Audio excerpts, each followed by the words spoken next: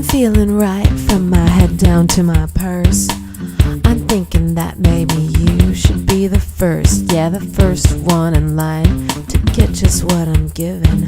Cook it up, Diana. Welcome everyone to the SellOut show where we are always sold out. This is Dianna and I am the Irreverent Sales Girl, where my mission is to bring a dash of dignity to the art of selling. Hey, Diana, and I'm Shawn Sandy, Chief Revenue Officer of the Selling Agency, where we coach humans how to sell to other humans, because selling like robots or jerks is so last year. Just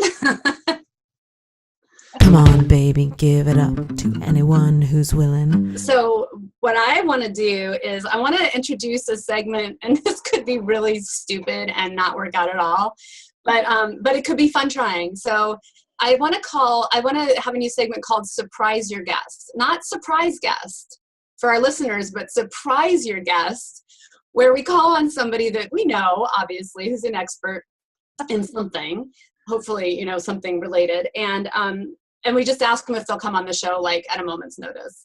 Oh, okay. Come on, baby, give it up, or my heart's gonna break. All right, let's see if he answers. How you doing? Hey, it's Diana, the Irreverent Sales Girl. How you doing? Can I interrupt you for a second? Yeah, of course you can. Okay, listen, I'm live right now on my video cast, and we have a little segment on our video cast called Surprise Your Guest, which is you today. So we wanted to know if you'd be willing to come on for 5 minutes exactly the way you are onto a Zoom meeting and share with us a pointed question that I want to ask you the answer to. Sure, why not? Okay, I'm going to have... Nobody that could ever do right like me. All right, send the email. All right. Now that is a cold call, Mama Jambas. I think I caught him at a pub. Oh, no way. I don't know. It sounded like there was Action Jackson in the background. Wait, that he just picked up. Oh my God. And this is a big deal guy. So this is Lee Bartlett. He's the author of the #1 bestseller.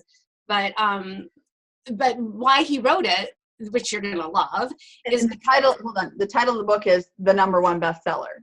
Isn't that awesome? Yeah. I know. And I finally kind of put it all together. I'm a little slow sometimes. But he wrote this book called the #1 bestseller. And why he wrote it was not to make it a #1 bestseller, but because he was always the #1 bestseller wherever he went.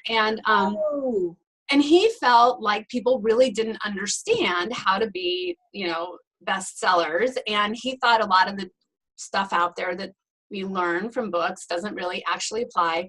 So he went about the business of telling all the tales of exactly how to do these humongous deals. He's out to completely arm salespeople with stuff that actually really works. Yes. Here he is. Oh, that was so perfect. Woo! Woo! The #1 bestseller has joined us. Who wants to see London? Who wants to see London? Oh my gosh. Turn you around. Turn you around. You see the city there? Oh wow, that's so cool. Where are you? I'm in a club called Shoreditch House. It's a private members club, but you're not allowed to use the phone or video. So I've had to come up to the roof terrace. Oh my gosh, so you're breaking all the rules just for us. Oh, I'd do anything for you girls, you know that. Well, this is my guitar signed by all the living members of Led Zeppelin. So I thought you might like amazing. Yeah, I like that. Let me introduce you to Shawn Sandy. She is the Chief Revenue Officer of the Selling Agency, where they train humans to sell to other humans, because selling like robots and jackalopes is so 1999. You agreed. Pleasure to meet you. Hey, Lisa, nice to meet you. Thanks for coming on. So we have a video cast, and you're part of our Surprise Your Guest. And what I like to do is get a hold of people that are game for cool shit, and you're one of them, and put you on the spot with a question that's that I think is disruptive. So I appreciate you joining us. So here's the question, and then I want you to introduce yourself. So the question is, what are 1 or 2 of the top messages that you see most in sales books or sales blogs or any of the content that's out there that salespeople should absolutely ignore because it is detrimental to their success? So that's the question.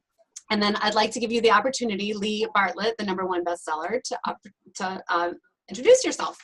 That's a good one. How lovely. Thank you. What a surprise all this is. Well, first of all, sorry for the hobo look. It is my day off, my week off. So I was sitting there writing blog articles to share with everybody. I've just written a book called The #1 Bestseller. I've had a very long sales, enjoyed a very successful sales career, which happened just behind me right now in the financial district of London.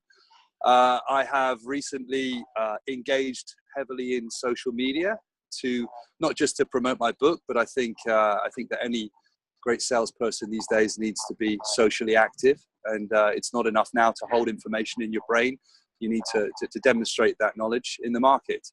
It's very nice to build a network quickly and to get a great response to my articles and to be invited on wonderful shows like this. So at random moments. So Come on, baby, give it up, or my heart's gonna break. All right. So let's answer your question. What are the 1 or 2 messages that salespeople should absolutely ignore? God, that's a searching question.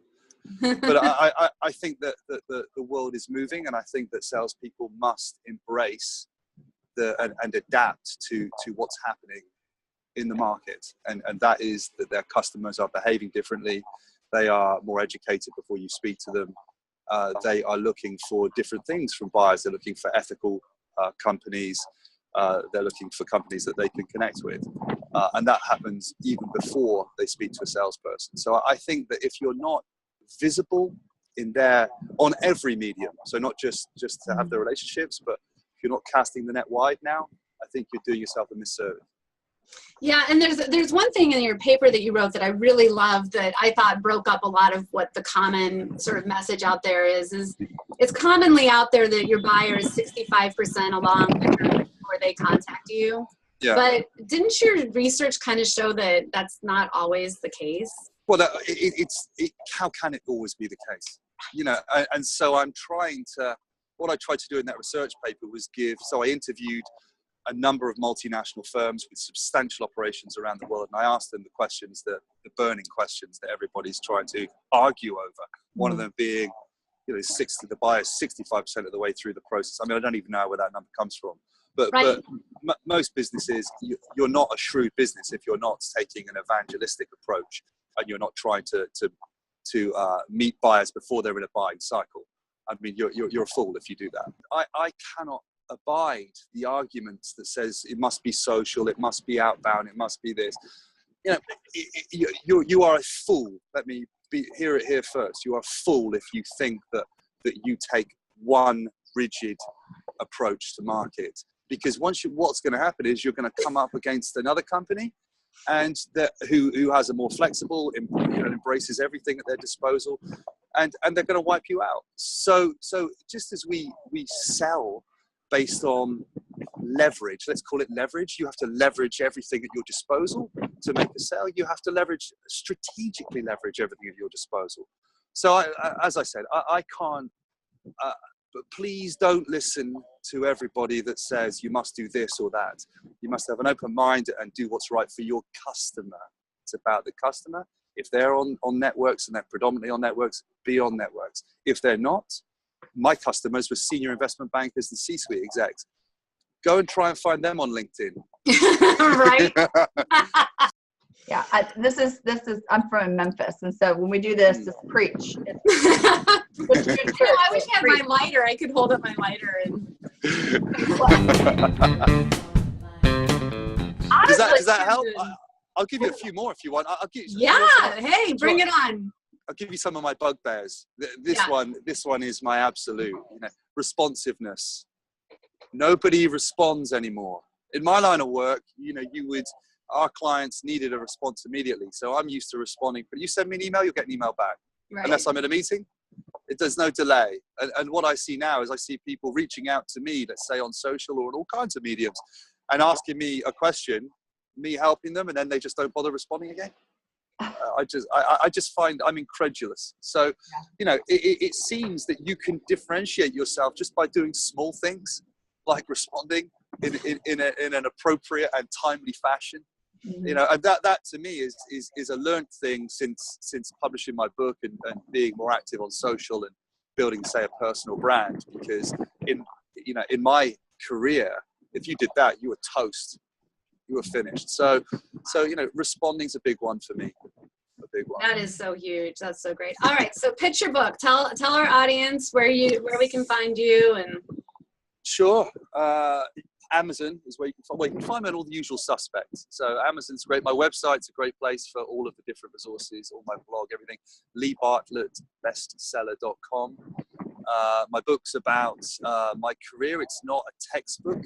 It's a personal reflection on 20 years of selling and the things that I did that allowed me to consistently work myself to the top of every sales organization I worked for. And it shows, I mean, it was nice for me to sit down and to spend a bit of time looking back at exactly what it was that I did that allowed me to win deals consistently. So it's not a how-to, it's a how I did it. And I hope that you can follow the journey from the beginning, how I pick a product, what I look for, how I approach an enterprise sale, everything in there, the psychology of what I did. And I hope that you can take your individual, your specific sales scenario and adapt it to that. thank you for joining us on a moment's notice. Not everybody will do that. Not at all. It's my pleasure. Anytime. As long as you don't mind the stubble and the 9 o'clock, was it 5 Nah, shadow, it's like the Harrison Ford thing. You've got the Indiana Jones thing going on. It's good. Yeah, just don't show any of my clients what I look like on an off day. Okay. Come on. That could ever do right. High five. That one worked. So I just want to recap a little bit. That's how a cold call works. Is you call somebody. Did you notice the first thing I said was, "Can I interrupt you for a second?" Mhm. And then, he wasn't expecting my call, but we talk about this all the time. Have a good reason. There was something over there that I knew that he would like, and that was this exposure. And he's a badass mama jamba. So if you know your customer's currency and you know what they want, you can easily get them on the phone and make a completely unreasonable request. I mean, that guy's a busy dude. Well, And he had that. So let's wrap this show up. That was super fabulous with Lee Bartlett. We will have to make that its own show. So I'll end us off by saying, stop hoping and start selling. Okay, bye. Bye.